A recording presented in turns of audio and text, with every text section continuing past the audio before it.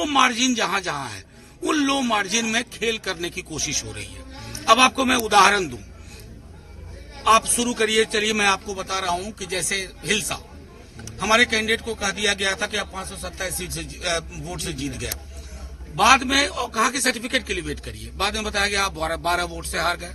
मुंगेर में 4 ईवीएम की गणना नहीं हो रही है और वहां परेशानी की। अब बछवाड़ा की वही हालत।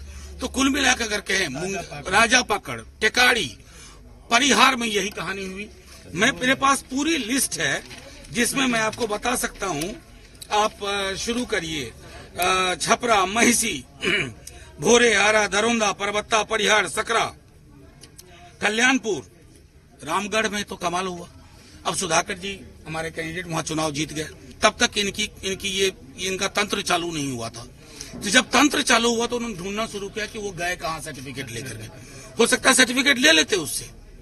ये जब प्रक्रिया आप करेंगे लोकतंत्र में, तो माननीय चुनाव आयोग को कहा हमने कि साख और गरिमा आपकी है। यहाँ स्थानीय प्रशासन आपकी गरिमा को ठेस न पहुंचाए, ये आपको इंश्योर करना है। कमीशन से क्या नहीं, उन्होंने कहा है कि सीट टू सीट जो आपका कंप्लेन है हम उसकी जांच करेंगे। मनोज जी, एक सवाल होता है कि क्या प्रूफ आपके हाथ में लग गए कि आप कमीशन आए अपनी बात? देखिए, मैं सबसे बड़ी, इससे बड़ा प्रूफ क्या हो सकता है कि पूरे दिन हम लीड करते रहें और कैंडिडेट को ये कह दिया जाए कि आप बैठिए, अब सर्टिफिकेट देने का वक्त है, और अचानक आके कहा जाए कि ना साहब रीपोल हुआ और रिकाउंटिंग हुई और आप 56 वोट से हार गए।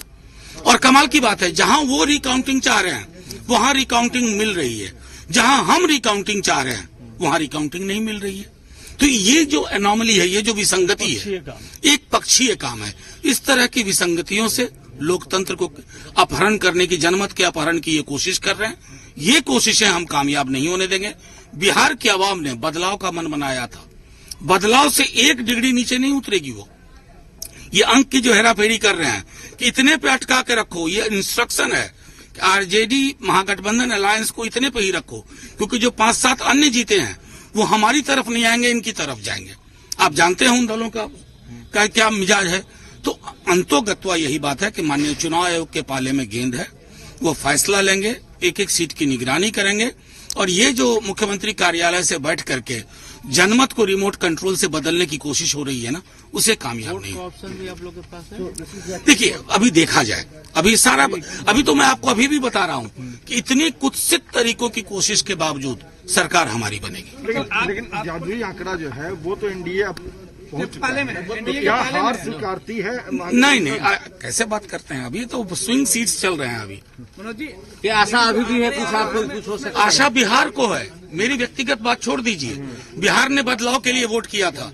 अगर ये प्रशासन के माध्यम से उस बदलाव को पर बांध बांधने की कोशिश करेंगे ना, तो वो चूहे वाला बांध बनाएंगे। किस चीज का डर है? कौन बड़े साहब हैं? बिल्कुल नहीं, नीतीश बाबू को किस बात का डर है कि ये काम चुनाव आयोग का है। नहीं, ये काम चुनाव आयोग का है, अनुसंधान का काम मैं नहीं करता। उनको किस बात का डर है कि ये सब बातें की जा रही हैं? देखिए, नीतीश जी को डर तो बहुत सारी चीजों का है, लेकिन अभी सबसे बड़ा डर है जो आक्रोश उन्होंने जनता के बीच देखा है ना।